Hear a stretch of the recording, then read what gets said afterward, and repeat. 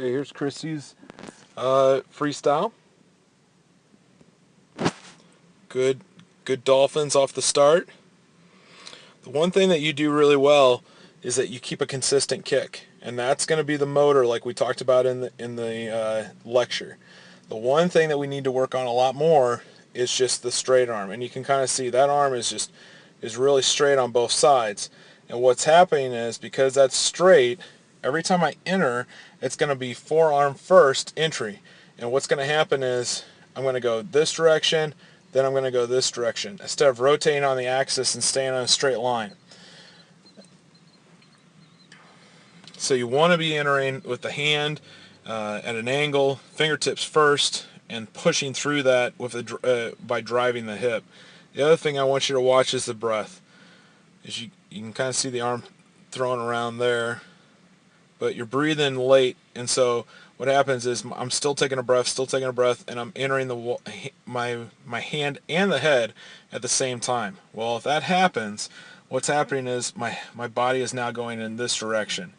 So if I breathe to the right now, and it throws my body to the left as it enters, and I don't breathe on the next stroke on the left side, then it's I'm gonna flatten back out center. But what happens is then I become off balance. So keep thinking about rotating and being balanced and even in my rotation.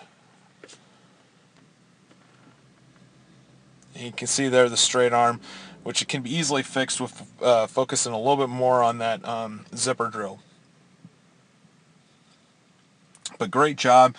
Keep up the good work, and we'll see you next year. Okay, we're going to look at Kristy's freestyle. Good dolphin kicks. Good, solid, fast kick. One thing I want you to do, though, is I want you to extend out a little bit more, and part of that is going to come from the head position. You can kind of see there you're in position 2. Remember what Coach Beth talked about? We want to be in position 0, which would be my head down further.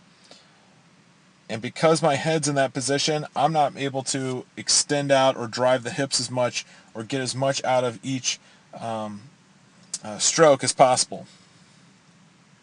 So you can kind of see that's a really good 50 free stroke because it's got high tempo. But you get into a 200, you're going to want more distance per stroke because you're not going to want to work that hard.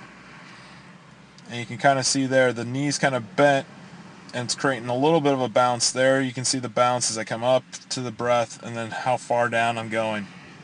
As that hand enters right there, you want to be more, the hand needs to be more up towards the surface, straight. And then I want to bend from the elbow. My next step would be bend from the elbow, bend the forearm straight down with the hand.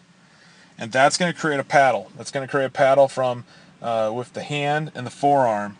And it's going to create a better position that way with what's going on. So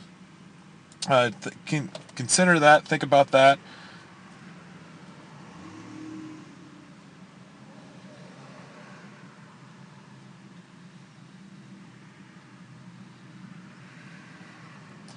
Other thing is you want to make sure that we're extending out, getting as much distance per stroke as possible, and you can kind of see that bounce going.